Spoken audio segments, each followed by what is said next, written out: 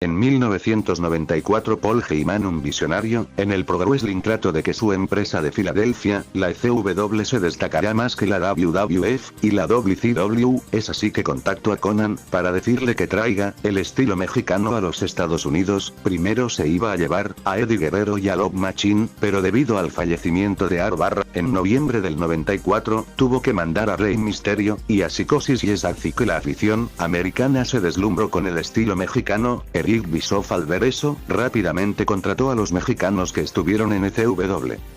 Después de ahí era cuestión de tiempo, que los introducieran a los videojuegos, que en esos años habían pasado del 2D a la tercera dimensión, y hoy les estaré diciendo los luchadores mexicanos que aparecieron en algún videojuego, ya sea WCW, ECW, WWF, TNA, o alguna empresa japonesa.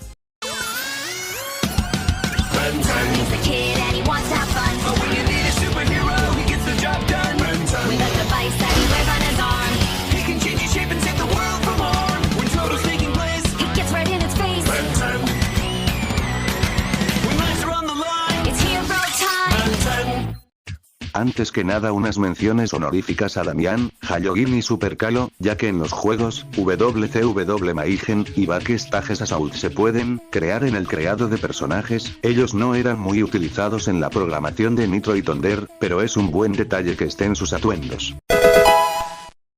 El comandante Conan, o conocido por el grupo rancio de la lucha libre como Espada General Kalo Gure, tuvo varias apariciones en juegos de la WCW, siendo parte de la NWO y Wolfpack, haciendo su debut en WCW Nitro, como personaje desbloqueable, en la secuela Thunder, formando parte del roster principal. También en Nintendo 64 estuvo, en WCW/NW Revenge, Mayhem y Backstage Assault. En tierras azteca estuvo en el mejor juego de lucha, Tripia Héroes del Ring, marcando su última aparición en un videojuego.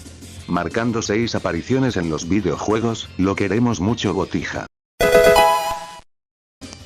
Después de Rey Mysterio, Juventud Guerrera es el mexicano con más oportunidades a nivel internacional, siendo campeón crucero, tanto en WCW y en WWE. Él estuvo en Thunder, Revenge y Mayhem, marcado 3 apariciones. Me hubiera gustado que estuviera en el SmackDown vs Raw 2007, pero como sabemos a Juventud le valió cheto la vida, por eso, lo despiden en cualquier empresa.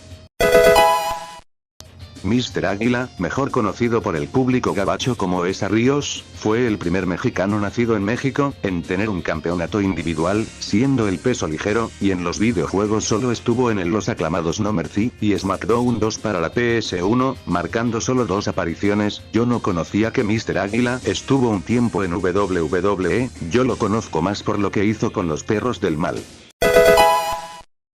Yo de morrillo pensaba que la parca AAA era la original, pero con el tiempo me di cuenta que habían 2 parcas, siendo LA Park, la auténtica parca. Ya todos se conocen la historia de cómo llegó a la WCW, y si no les dio el contexto XD. La parca, al igual que otros mexicanos, debutó en WCW Thunder, le siguió en Revenges, Mayhem, y él fue de los últimos mexicanos en WCW que estuvo en su último juego, Backstage Assault. Como Adolfo Tapia estuvo en 4 videojuegos, pero si contamos a la parca AAA que estuvo en Héroes del Ring, serían 5 apariciones. Psicosis, el mejor rival de Rey en México, como todos los mexicanos estuvo en Thunder, Revenges y Mayhem. En WWE sí estuvo en un juego en el SmackDown vs Raw 2007, siendo la última aparición, marcando 3 apariciones. El caso de Super Crazy es muy diferente, ya que primero fue a WWF con Mr. Águila, pero después se marcha a ECW, donde fue su casa, y junto a Tajiri dieron buenos combates. Super Crazy estuvo en los 2 juegos de la empresa extremista, y en el SmackDown vs Raw 2007 regresó, y en el 2009 fue parte del DLC para las versiones de Xbox 360 y Play 3.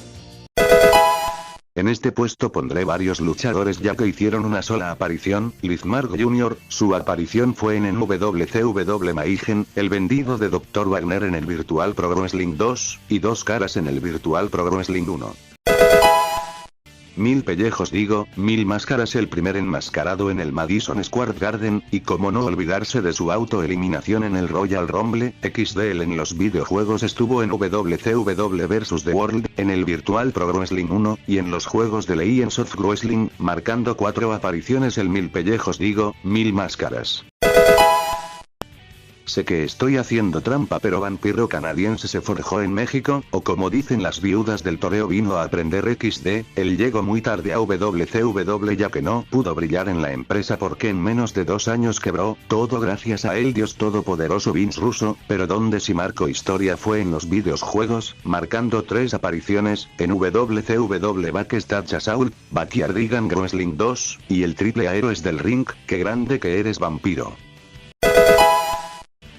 El sobrino de 1000 máscaras, Dos Caras Jr. conocido en México pero a nivel internacional conocido como Alberto del Río, o como lo conocemos ahora, Vince McMahon, dame trabajo.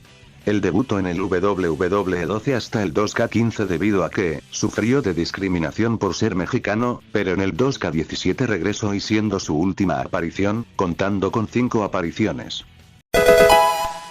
Chavito Guerrero tal vez no tuvo la relevancia que tuvo su tío Eddie, pero él lo hizo a su manera, en los juegos de WCW estuvo en Thunder, Revenges, Mayhem y en el Backstage Assault, siendo el único juego donde no se llama Chavo, sino FT Loco, un gimmick que tenía en esos tiempos, y cuando WWF compró WCW Chavo fue el único mexicano en estar en el ángulo de la invasión, y su debut en los juegos de WWE fue en Here Comes the Pain estando en Xbox, con Raw 1 y 2, en GameCube en los Day of Reckoning, fue de los únicos en estar en todos los SmackDown vs Raw y siendo la última aparición de Chavo en el WWE 13, contando con 20 apariciones. Chavo es el tercer mexicano con más apariciones en los videojuegos.